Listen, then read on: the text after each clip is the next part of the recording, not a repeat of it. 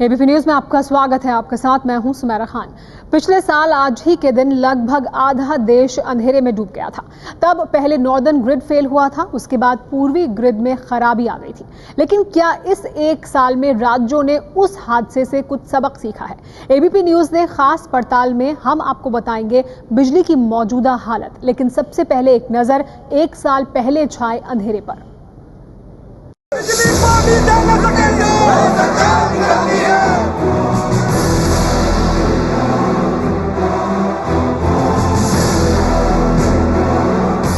एक साल पहले करीब आधा देश इसी तरह अंधेरे में डूब गया था।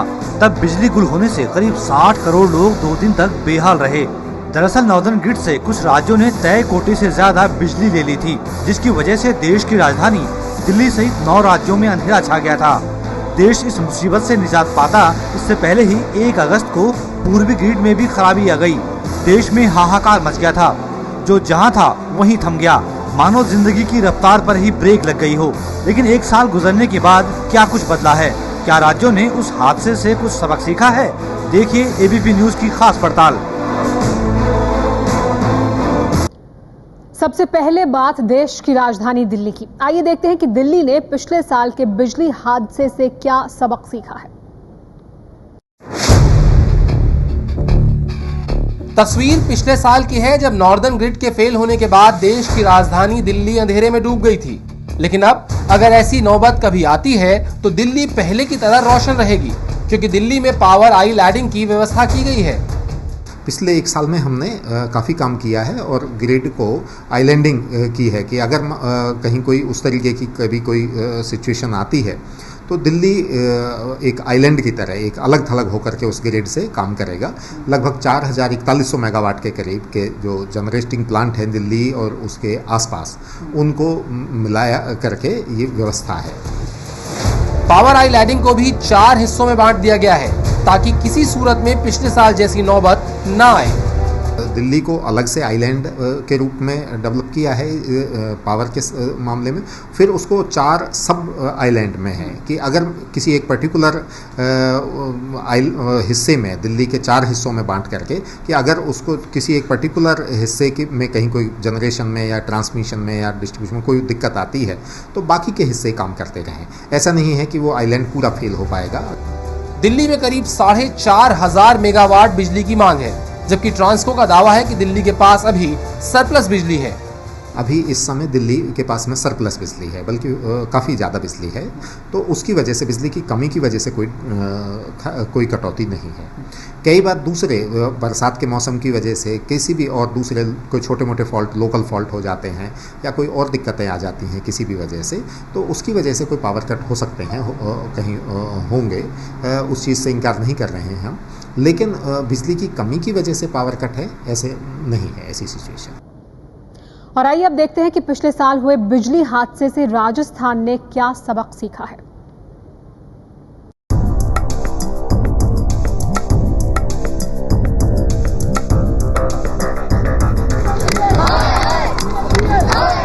छोटे बच्चे सोए में सोए, हम गर्मी में मरे, क्या दुख है हमने। पिछले साल की इन भयावह तस्वीरों से सबक सीखते हुए राजस्थान ने अब ऐसी व्यवस्था की है, अगर फिर कभी कोई ग्रिड फेल भी हो जाए तो राज्य में अंधेरा नहीं छाएगा। दरअसल राज्य विद्युत निगम ने अपने पावर प्लांट से बिजली सप्लाई की अलग से व्यवस्था की है। तो राजस्थान सरकार ने नॉर्दर्न ग्रिड के फेल हो जाने की इस घटना के बाद सबसे बड़ा जो एक कदम उठाया वो था कि अपने जनरेशन सेंटर यानी कि पावर प्लांट्स को नॉर्दर्न ग्रिड के कनेक्शन से बिल्कुल अलग कर दिया। और इसी का ये नतीजा हुआ कि भविष्य में यदि नॉर्दर्न ग्रिड या किसी दूसरे ग्रिड के फेल होने की स्थिति बनती है तो राजस्थान के तमाम विद्युत उत्पादन केंद्र पहले की तरह काम करते रहेंगे। आइलैंडिंग स्कीम्स इस तरह से बनाते हैं कि यदि ऐसी कोई स्थिति फिर दोबारा आती है तो जनरेटिंग प्लांट्स बाकी सारी ग्रिड से सेपरेट हो जाते हैं, एक आइलैंड बन जाते हैं, और जनरेटिंग प्लांट्स जो हैं वो जनरेशन करना बंद नहीं करते हैं। खास बात है कि इस समय राजस्थान के ज्यादातर जिलों में 24 घंटे बिजली रहती है और छोटे कस्बों और गाँवों में भी केवल 1-2 घंटों की बिजली कटौती होती है। दरअसल इस समय राजस्थान में करीब 5980 मेगावाट बिजली की मांग है, जबकि बिजली की आपूर्ति करीब 5500 मेगावाट है। राजस्थान में बिजली की मांग और पूर्ति की बात की जाए तो इस वक्त राजस्थान में मौसम की वजह से बिजली की मांग और पूर्ति लगभग समान बनी हुई है और शायद यही वजह है कि इसके चलते छोटे बड़े शहरों को छोड़कर ज्यादातर इलाकों में लगातार बिजली मिल रही है। किसानों की भी इस वक्त मांग कम है, लेकिन आने वाले रबी में बिजली की मांग बढ़ सकती है और इसे देखते हुए सरकार के लिए थोड़ी सी मुश्किलें जरूर होंगी। गौरतलब है कि पिछले 4 साल में राजस्थान में करीब 4 से 5 हजार मेगावाट बिजली का उत्पादन शुरू हुआ है। इसके अलावा राज्य सरकार और बिजली उत्पादन की तैयारी कर रही है ताकि पिछले साल जैसी नौबत फिर कभी राजस्थान में न आए। पिछले साल 1 अगस्त को नॉर्दर्न ग्रिड फेल होने से पूरे यूपी में अंधेरा छा गया था, लेकिन 1 साल गुजर जाने के बाद भी लगता नहीं है कि राज्य सरकार ने कोई सबक सीखा है। उम्मीद थी कि पिछले साल की इस बत्ती गुल से सबक लेते हुए यूपी सरकार कुछ ऐसा करती कि फिर कभी यूपी में अंधेरे का ऐसा साम्राज्य नहीं छाता, लेकिन आज तो कहा जा रहा है कि बिजली वोट बटोरने का जरिया बन गई है। उत्तर प्रदेश की रेस्पेक्टिव गवर्नमेंट्स बिजली को वोट और नोट की राजनीति के रूप में इस्तेमाल कर रही हैं और यही उत्तर प्रदेश की बिजली की दुर्दशा का सबसे बड़ा कारण है। इटावा, मैनपुरी, कन्नौज में 24 घंटे बिजली रहती है। कांग्रेस अध्यक्ष सोनिया गांधी के संसदीय क्षेत्र रायबरेली और राहुल गांधी के संसदीय क्षेत्र अमेठी में भी बिजली की कटौती न के बराबर होती है। आजम खां भी अपने प्रभाव का इस्तेमाल करके रामपुर को रोशन रखते हैं। बाकी शहर बिजली की मांग और आपूर्ति के बीच में जलते बुझते रहते हैं। इस शेड्यूल का पालन करने के लिए 11,500 मेगावाट बिजली चाहिए। बिजली हमारे पास 9,000 मेगावाट से ज्यादा नहीं है। बरसात के मौसम में बिजली की मांग वैसे ही कम होती है, लेकिन इसके बावजूद 11,500 मेगावाट की जगह केवल 9,000 मेगावाट की सप्लाई हो रही है। और बात रही बिजली के उत्पादन की, तो उसका हाल गौर से सुनिए। 11,000 मेगावाट की नई बिजली परियोजनाएं वह मायावती जी की सरकार ने दिसंबर 2010 और जनवरी 2011 में एमओयू साइन किए थे, प्राइवेट कंपनी को दिया था। उसमें करार में लिखा था कि अगर 18 महीने बाद भी कंपनियां काम शुरू नहीं करेंगी तो उनकी अर्नेस्ट मनी जो लगभग 5.5 अरब रुपए की होती थी वो जब्त कर ली जाएगी और करार रद्द कर दिए जाएंगे। और एक कंपनी को छोड़ के ललितपुर के अलावा किसी कंपनी ने काम नहीं शुरू किया था। अर्नेस्ट मनी जब्त करने के बजाय, करार रद्द करने के बजाय अखिलेश यादव की सरकार ने उनको 18 महीने का और समय दे दिया काम शुरू करने के लिए। नॉर्दर्न ग्रिड के फेल होने का असर पंजाब पर भी पड़ा था और इल्जाम यह था कि उत्तर भारत में बिजली गुल होने की एक वजह पंजाब का तय कोटे से ज्यादा बिजली इस्तेमाल करना भी था। देखते हैं साल भर बाद क्या है पंजाब की हालत। चंडीगढ़ की ये तस्वीर 31 जुलाई साल 2012 की है। ट्रैफिक सिग्नल की लाइट गुल हो गई और ट्रैफिक पुलिस को सड़कों पर उतरना पड़ा था। तब इल्जाम ये था कि पंजाब ने राज्य सेंटर पूल में से ज्यादा बिजली खींची। हरियाणा, पंजाब जो है वो ओवरड्रॉ कर रहे थे और कल रात को भी जो ग्रिड फेल होने का कारण रहा, 500 मेगावाट पंजाब ओवरड्रॉ कर रहा था। लेकिन तस्वीर बहुत बदली हुई नहीं दिखती। पंजाब के लोग बिजली की कमी से अब भी जूझ रहे हैं। बिजली कटौती बदस्तूर जारी है। पंजाब में बिजली के हाल का अंदाजा लगाने के लिए फ्रिज की जगह मटके के ऐसे इस्तेमाल की तस्वीरें ही काफी हैं। पंजाब सरकार का दावा है कि उसने इस साल अपने कोटे से ज्यादा बिजली नहीं ली है। पंजाब में बिजली की मांग 2200 लाख यूनिट की है। इसके लिए इस साल उद्योगों को हफ्ते में एक दिन बिजली नहीं दी जा रही है। दावा ये भी है कि पंजाब बिजली की बैंकिंग कर रहा है, यानी पंजाब दूसरे राज्यों को सर्दियों में बिजली देता है और गर्मियों में ये बिजली वापस ले ली जाती है। लेकिन यहाँ के लोगों की माने तो ऐसे उपायों से भी फर्क दिखाई नहीं दे रहा। सवाल ये है कि कहीं दावे कागजी तो नहीं। सुबह लाइट नहीं होती, शाम को लाइट नहीं होती, दोपहर को लाइट नहीं होती। लाइट का कुछ पता नहीं लगता कि किस टाइम लाइट का कट लगना। दावे जितने भी हैं सभी झूठे हैं। पंजाब में घरेलू बिजली के लिए लोगों को 100 यूनिट तक 4 रुपए 9 पैसे प्रति यूनिट देने होते हैं। 100 से 300 यूनिट तक 5 रुपए 49 पैसे प्रति यूनिट और 300 यूनिट से ज्यादा इस्तेमाल पर 5 रुपए 81 पैसे प्रति यूनिट देने होते हैं। पंजाब में उद्योगों के लिए मिलने वाली कमर्शियल बिजली की दरें भी 5 रुपए से ज्यादा है, लेकिन कारोबारी कहते हैं कि ज्यादा पैसे खर्च करने पर भी बिजली नहीं मिल रही। हमें जब बिजनेस आवर्स होते हैं उस वक्त बत्ती चली जाती है, उस वक्त लाइट नहीं मिलती हमें। अब क्या करें हम, जब बिजनेस आवर्स का टाइम होता है उस वक्त हमारी बैटरियां भी डल होती हैं, हमारी जो सी इन्वर्टर्स बैटरी है वो भी जवाब दे देती। और आइए अब देखते हैं मध्य प्रदेश की शिवराज सिंह सरकार ने पिछले साल के हादसे से क्या सबक सीखा है। पिछले साल के बिजली संकट से मध्य प्रदेश पर ज्यादा असर नहीं हुआ था, लेकिन उस हादसे से सबक लेते हुए राज्य की शिवराज सरकार ने बिजली के क्षेत्र में कई कदम उठाए हैं, जिसके बाद शहरों में 18 से 20 घंटे और गांवों में 15 से 18 घंटे बिजली आ रही है। चुनावी मौसम में राज्य सरकार दावा कर रही है कि वो अटल ज्योति योजना के तहत लोगों को 24 घंटे बिजली मुहैया कराएगी। हालांकि कांग्रेस को उसके वादे पर एतबार नहीं है। लगातार हमारे मुख्यमंत्री साधुवाद के पास हैं, उन्होंने इतना संकल्प लिया और उस संकल्प को पूरा किया। अटल ज्योति अभियान के माध्यम से पूरे प्रदेश में हम बिजली मुहैया करा रहे हैं। सबसे बदतर स्थिति मध्य प्रदेश में है, जहां रोज कहा जा रहा है कि अटल विद्युत योजना मध्य प्रदेश के अंदर चल रही है, लेकिन जहां पर भी जाकर देखो 7-8 घंटे से ज्यादा किसी भी गांव के अंदर बिजली नहीं मिल रही। शहरों की हालत भी बदतर है। बिजली के मुद्दे पर हो रहे आरोप प्रत्यारोप अपनी जगह हैं, लेकिन ये सच है, जिस मध्य प्रदेश में साल 2003 में 2900 मेगावाट बिजली का उत्पादन होता था, वहां पर अब 10,400 मेगावाट बिजली का उत्पादन हो रहा है और राज्य सरकार ने आने वाले सालों में 14,000 मेगावाट बिजली उत्पादन का लक्ष्य तय किया है। पिछले साल नॉर्दर्न ग्रिड फेल होने के बाद जम्मू कश्मीर भी अंधेरे में डूब गया था। आइए अब देखते हैं कि एक साल बाद जम्मू कश्मीर में क्या है हालत। पिछले साल नॉर्दर्न ग्रिड के फेल होने का खामियाजा जम्मू के लोगों को भी भुगतना पड़ा था।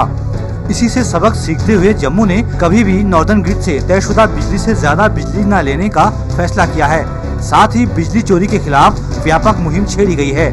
लेकिन जम्मू में बिजली की मांग और पूर्ति के बीच बड़ा अंतर है।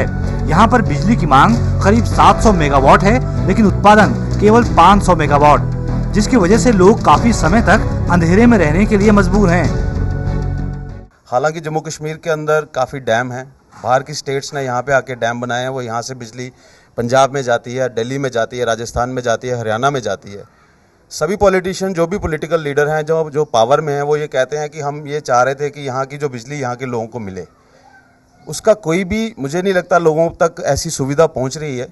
पावर की जहाँ पर बहुत बुरी हालत चल रही है और बिजली जो है वो रेगुलर जहाँ पर कट चल रहे हैं। आज की तारीख में हिमाचल प्रदेश बिजली के मामले में आत्मनिर्भर है और अगर कभी पिछले साल जैसा ब्लैकआउट की नौबत आती है तो भी हिमाचल प्रदेश अंधेरे में नहीं डूबेगा। हिमाचल में बिजली की अधिकतम मांग करीब 1000 मेगावाट। हिमाचल में बिजली का कुल उत्पादन करीब 6750 मेगावाट। जी हां, मांग की तुलना में हिमाचल प्रदेश में इतनी अधिक बिजली का उत्पादन होता है कि राज्य अपने उत्पादन का 80 से 90% बिजली बेचता है और अपने निवासियों को 24 घंटे बिजली की सप्लाई करता है। इंटरनेशनली कोई भी 24 आवर सप्लाई करने की कोशिश करते हैं। पड़ोसी राज्यों से अगर देखें तो हम काफ़ी सस्ती बिजली बेचते हैं। एक सस्ती और दूसरा हमारे रेगुलर भी, हमारी पावर जो है रेगुलर। बाकी जगहों में अगर आप देखेंगे पंजाब में तो ऑफ कर लेते हैं, वीकली ऑफ इंडस्ट्रीज में, तो हमारे कोई भी ऐसी नहीं है। हम it is continuous availability of power is there. राज्य में बिजली के भरपूर उत्पादन की वजह से यहाँ पर ब्लैकआउट का खतरा ना के बराबर है। खास बात यह है कि हिमाचल में बिजली की दर भी दूसरे राज्यों की तुलना में काफी कम है। यहाँ तो हम ऐसा फील करते हैं कि हम स्वर्ग में हैं और बिजली है तो सब कुछ है। हिमाचल में वैसे बिजली सस्ती है और स्टेट से ना, और कट तो नहीं लगते हमारे हिमाचल में। ऐसे भी अगर बिजली चली जाए तो 1 या आधे घंटे के लिए, बाकी ऐसी कोई प्रॉब्लम नहीं। बिजली की कटौती बिहार के लिए कोई नई बात नहीं है, लेकिन उम्मीद थी कि पिछले साल के हादसे के बाद वहां की बिजली व्यवस्था में कुछ सुधार होगा, लेकिन हालत जस के तैस। पिछले साल आए बिजली संकट का सामना बिहार ने भी किया था, लेकिन लगता है कि राज्य ने उससे कोई सबक नहीं सीखा। राज्य के दूसरे हिस्सों की छोड़िए, राजधानी पटना भी बिजली की किल्लत से जूझ रही है। पावर कट काफी है, बहुत ज्यादा पावर कट है। लोड सेटिंग 8-8 घंटा, 10-10 घंटा, 12-12 घंटा लोड सेटिंग है। रात में रात भर लाइन नहीं है। जब हमारे पटना शहर में ऐसा स्थिति है तो फिर गांव का स्थिति क्या होगा वो भगवान जानता है। मुश्किल से घंटा 2 घंटा रहती होगी, दिन भर तो लाइट ही जाती रहती है। बिजली नहीं रहने से इतनी गर्मी रहती है कि किचन में समय व्यतीत करना मुश्किल हो जाता है। पानी की समस्या हो जाने से सब काम अस्त व्यस्त हो जाता है, सब काम में लेट होता है। 2-4 घंटे ही लाइन आती है, जिससे कि हम लोगों को बहुत चीज़ों में प्रॉब्लम फेस करना पड़ता है। वोल्टेज का प्रॉब्लम बहुत फ्लक्चुएशन है, जिसके कारण बहुत सारी चीज़ें घर में उड़ रहे हैं। सारा दिन बिजली नहीं, पानी नहीं, छोटा बच्चा है घर में, बहुत परेशानी होती है। 24 घंटे में 4 घंटा 5 घंटा बिजली एकदम पीक मतलब मेन टाइम पे गायब रहता है, और ऊपर तो हम लोग से बिल में सरचार्ज जोड़ के लिया जा रहा है। वैसे बिहार सरकार ने 2015 तक कांटी बिजली घर से कुल 610 मेगावाट, बरौनी बिजली घर से 220 मेगावाट, बाढ़ बिजली घर की नई यूनिट से 660 मेगावाट और सौर बिजली से करीब 400 मेगावाट का लक्ष्य रखा है। अगर राज्य सरकार वाकई इस लक्ष्य को पूरा कर पाती है तो बिहार बिजली के मामले में आत्मनिर्भर हो सकता है। साल भर पहले देश के सबसे बड़े बिजली संकट का शिकार झारखंड भी हुआ था, लेकिन इस संकट से सबसे पहले झारखंड उबर भी गया था। यहाँ बिजली उत्पादन के लिए जरूरी संसाधनों की कमी नहीं है, लेकिन इसके बावजूद मुसीबत कम नहीं हो रही है। पिछले साल के ब्लैकआउट ने भले ही देश को 2 दिन रुलाया हो, लेकिन झारखंड उस त्रासदी से चंद घंटों में उबर गया था। हालात में मामूली सुधार है, लेकिन बिजली संकट से सबक अब भी नहीं लिया गया है। इस साल काफ़ी ज़्यादा बिजली की प्रॉब्लम हो रही है। ये पढ़ाई में बिजली आती है कुछ देर के लिए, फिर कटे रहती है, हम पढ़ नहीं पाते, हम लोग पढ़ने में काफ़ी ज़्यादा दिक्कत हो रहा है। बिजली की स्थिति अभी ठीक है, लेकिन गर्मी के समय में बहुत माने झेलना पड़ता है। यहाँ तक कि ऑफिशियल काम में बहुत बाधा होता है। हम लोग सरकार से ही उम्मीद करेंगे कि कम से कम बिजली 24 घंटा हमारे बीच रहे। झारखंड की आबादी 3 करोड़ 40 लाख है, जिसके लिए 1800 मेगावाट बिजली की जरूरत होती है। सरकारी दावा ये है कि राज्य में जरूरत की बिजली मौजूद है। करीब 400 से 500 मेगावाट सेंटर से असिस्टेंस में मिल जाता है। हमें करीब 300 मेगावाट हम खुद जनरेट कर लेते हैं पतरातू और सिकिदरी से मिला के, और हमारे पास एक प्लांट है TBNL तेनूघाट, जिससे करीब 400 मेगावाट हमको मिलता है। तो ये कुल मिलाकर के 1400-1500 मेगावाट हो जाते हैं। जो गैप हमें 600-700 मेगावाट का होता है, वो हमेशा हमें सेंट्रल असिस्टेंस और पावर परचेज फ्रॉम PTC से हम पूरा कर लेते हैं। एक सच ये भी है कि झारखंड में बिजली बनाने के लिए कोयले और पानी जैसे संसाधनों की कमी नहीं है, लेकिन पिछले साल के बिजली संकट के बाद हुआ सिर्फ इतना है कि 2 नए पावर प्रोजेक्ट की योजना कागजों पर ही बन पाई है।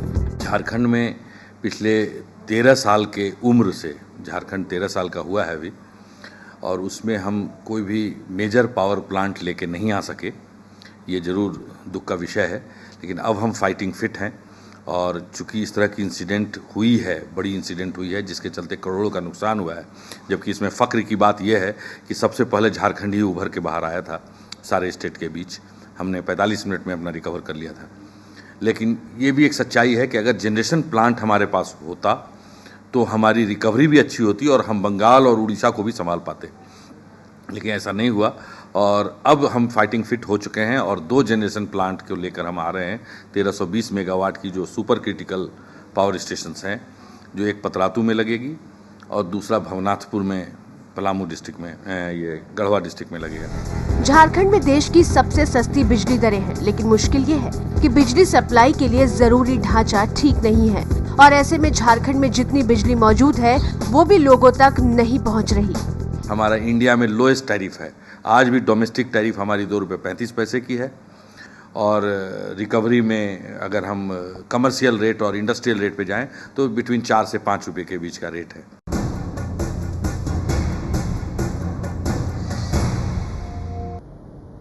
नॉर्दर्न ग्रिड फेल होने के बाद जो बिजली संकट पैदा हुआ था, उसको लेकर ये एबीपी न्यूज़ की बड़ी पड़ताल थी। सभी राज्यों में हमने जाकर देखने की कोशिश की कि वो कितने तैयार हैं, अगर इस तरह की हालत दोबारा पैदा होती है तो वो कितने तैयार हैं उससे निपटने के लिए।